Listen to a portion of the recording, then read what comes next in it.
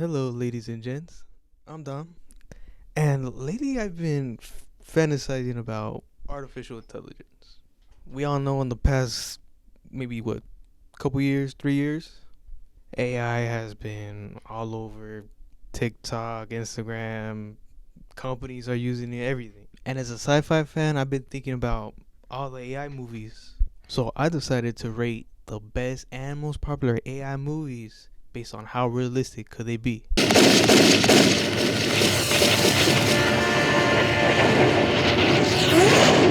The Matrix series has been a staple to AI and simulation theories. The story goes that humans and AI had a war leading humans to scorch the sky since the machines were solar panels. But this action made machines to use humans as batteries, AI programmed characters. The AI in the real world appear like robotic insects with many arms and ability to fly. In the Matrix, the agents are able to bend the rules of the Matrix program, like running fast, dodging bullets, and could be virtually everywhere. So basically creative mode. Now, how realistic is the Matrix? I give it a 2 out of 10. Mainly due to the fact where machines use humans as batteries, which is very inefficient, obviously. But it's still a go to trilogy. Alright, Robot. Back when Will Smith was in his prime. Keep my wife's name. Anyways. Let me ask you something, Doc. Does thinking you're the last sane man on the face of the earth make you crazy? Because if it does, maybe I am.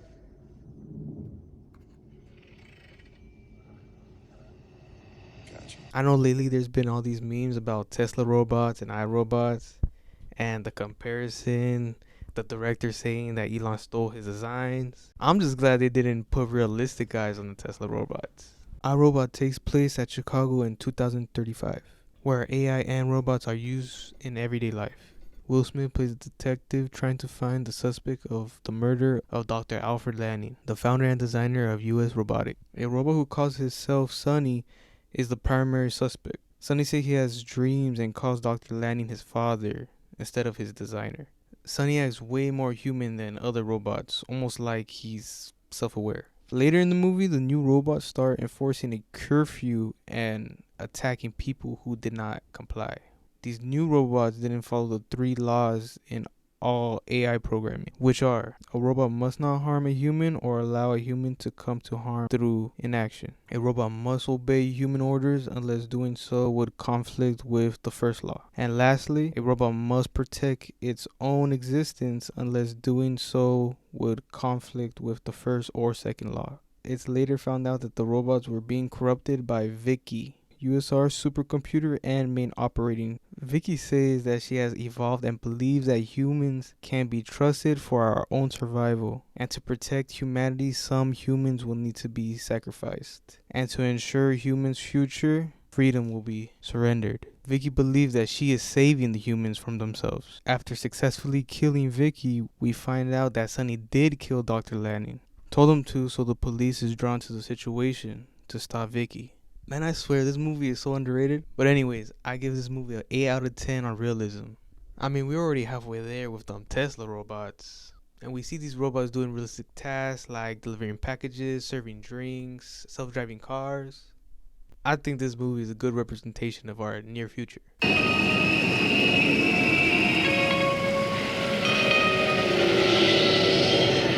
Blade Runner is about a former android bounty hunter hunting down 4 replicants. Replicants are robots that are virtually identical to humans. The replicants that Deckard was hunting were 4 Nexus Model 6.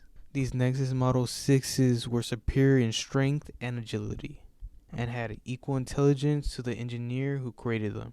Main goal of the Nexus 6 replicants was to extend their lifespans, since replicants were basically nerfed with a 4-year lifespan. Because designers reckon as the replicants age, they could develop their own emotional responses. These replicants show anger, love, fear, envy. Throughout the movie, the replicants are killed one by one, with only one left, Mr. Roy. As Roy meets his creator, he finds out that it's impossible to increase his lifespan, so he kills him. After he murders his creator, he finds his partner dead, killed by Deckard. Roy shows a lot of sadness and pain. then shows a lot of anger towards Deckard. In the process of Ray trying to kill Deckard, Deckard ends up hanging from an edge off a building. Then Roy says, Quite an experience to live in fear, isn't it? That's what it is to be a slave. as Deckard falls, Ray quickly catches him and spares his life. Then Roy says, I've seen things you people wouldn't believe. Attack ships on fire off the shoulder of Orion.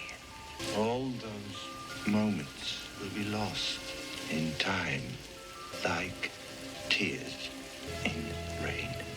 these AIs are very emotional, more emotional than usual. And you really sympathize with them and understand them in a sense. You know, nobody wants to be treated harshly or be a slave. And nobody wants to only live, 4 years. In terms of how realistic it is, I would say their strength and intelligence are realistic. The replicants working as slaves and also in hazardous places is pretty realistic. And them lasting a short period of time like most technology is also realistic. The most unrealistic part though is how realistic the replicants are. They say in the film they're made of organic material. Good old flesh and tissue. So not your classic robot made out of metal. It feels like the only difference between humans and replicants is the lights in their eyes. Anyways, for the rating, I'll give it a 7 out of 10.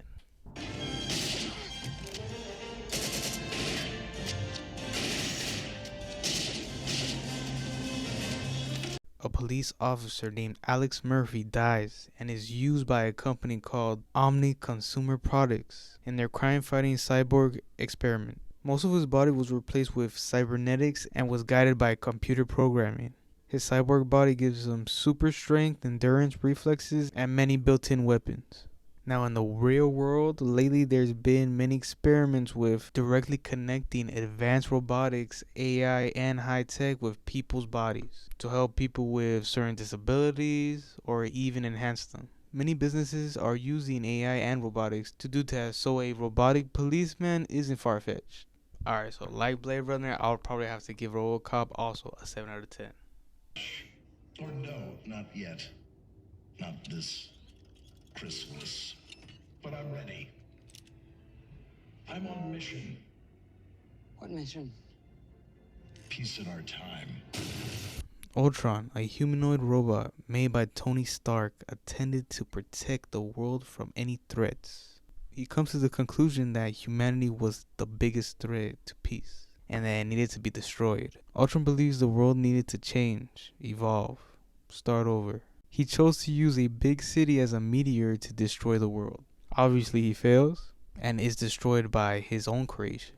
Ultron has all the regular super abilities, strength, flight, lasers, poetic quotes. He was on the internet for 10 seconds and decided we're the problem. Pretty reasonable. 2 out of 10.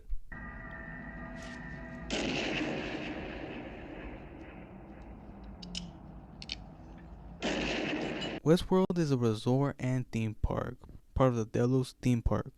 The theme park also has a Roman and medieval world. People go to one of these worlds to live like people once did and have fun. The resorts are peopled by lifelike robots. The robots started malfunctioning and started killing the guests. Now, in real theme parks, they have robotics and animatronics in their rides and their attractions. So, of course, they'll add AI robots to enhance the experiences. I'll give it a 9 out of 10. The mecca of AI cinema, Terminator.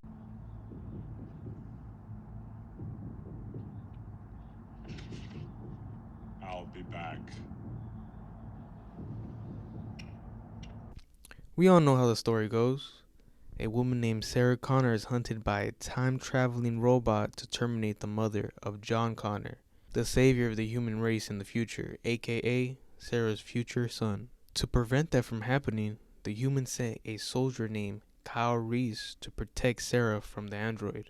As Reese and Sarah hide from the machine in a hotel, Reese gets lucky with Sarah Connor. And Reese later dies fighting off the T-800. The T-800 is killed by a metal crusher and Sarah lives. And what do you know? She's pregnant. Let's get a little backstory. In the near future, a nuclear war erupted started by defense network of computers got smart. A new order of intelligence, as they say. It saw all people as a threat and decided to exterminate humans with nuclear weapons, but the humans fought back. John Connor and his army had the machines pinned, so as a last resort, they sent a Terminator to the past to kill John Connor's mother to win the war. The Terminator is an infiltration unit. Underneath is strong metal skeleton, controlled by a microprocessor. Outside is just regular human tissue. They have skin, hair, nails, blood, everything. And they can sweat. They don't feel pain. It's a ruthless killing machine.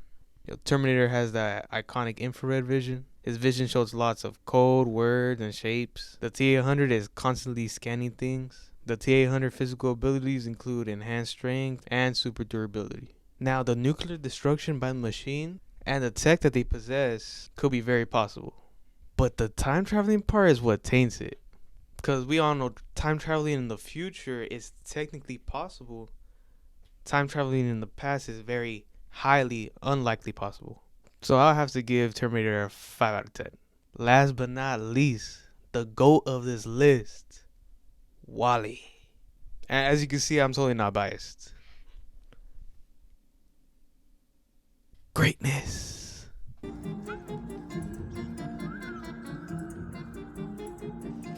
Wow. This movie is set in a future world where the Earth is a toxic and full of garbage and not sustainable for human life. Earth suffered from the common issue of overproduction, mass consumption, and lack of care. It seems like a mass company named B&L, aka By and Large, was the cause of this mess because their brand is literally on everything. And I mean everything. Banks, bills, candy, food, everything. Are they a country? I don't know. Illuminati? Maybe. Who knows?